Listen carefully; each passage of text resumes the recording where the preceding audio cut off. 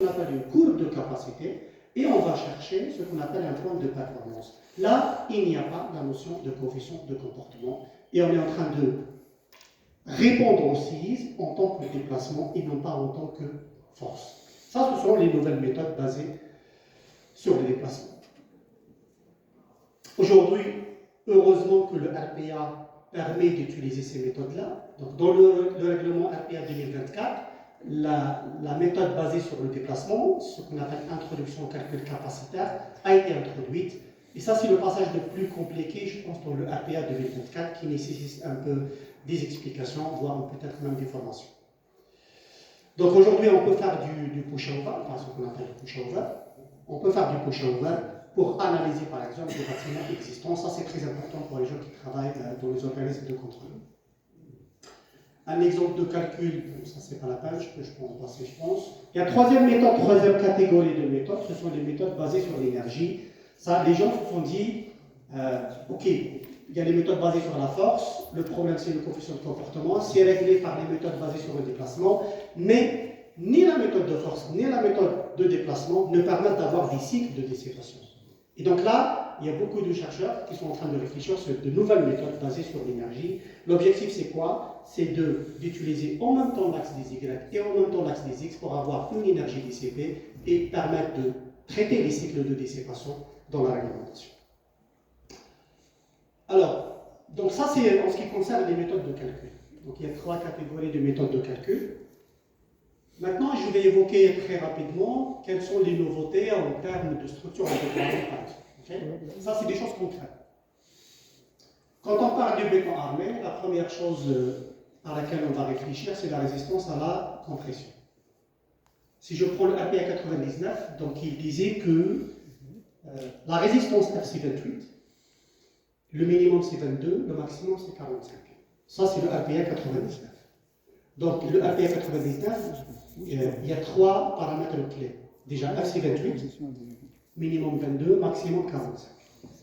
Ça a été complètement changé dans le RPA 2024.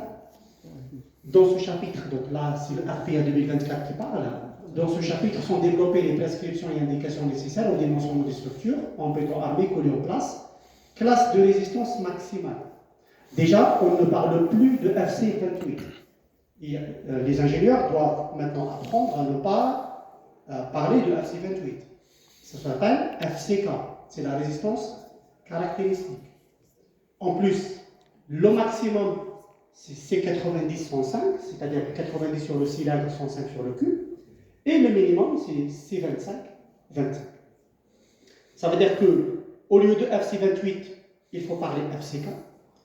Au lieu d'un minimum de 22, c'est C20-25. Au lieu d'un maximum de 45, il est faible déjà. On est monté à C90-105. Alors, c'est quoi une résistance caractéristique? Il faut faire attention, la résistance caractéristique, ça n'est pas ce que vous allez obtenir sur les éprouvettes. Si vous testez 3 éprouvettes, vous avez une moyenne. Et après, il faut utiliser le fracti. La définition de la valeur caractéristique dans l'Eurocode, parce que ça a été, enfin, on ne s'est pas limité sur l'Eurocode, en fait, dans le C90-105. Elle est basée sur le fracti 5%. Probabilistiquement parlant, c'est 5%. Déterministiquement parlant, c'est-à-dire que si vous avez une moyenne de 20 mégapascales, vous enlevez 8 mégapascales pour obtenir le FCK. Donc aujourd'hui, il faut que les ingénieurs apprennent à travailler avec FCK, FC1 et FCD. Ça n'est plus FC28. Alors le minimum, c'est 20-25, donc 20 sur le cylindre, 25 sur le cube. Le maximum, c'est 90-105.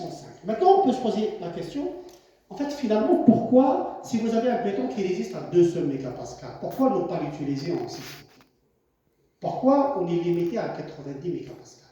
Ça paraît bizarre. Parce que un bon béton, pour nous, il est à 300 mégapascales. Normalement, il est bon aussi. Mais le RPA dit non. Le RPA il dit que la limite supérieure doit être de C90-105. Pourquoi? Ce qui est important, ce n'est pas juste la valeur maximale, la résistance maximale. Ce qui est important aussi, c'est la déformation à la rupture, epsilon CU. D'ailleurs, le RPA, il fonctionne toujours avec le CBA. Et le CBA, il vous dit que votre béton doit être toujours à epsilon CU égale à 3,5 pour 1000. C'est-à-dire que le béton, pourquoi le béton permet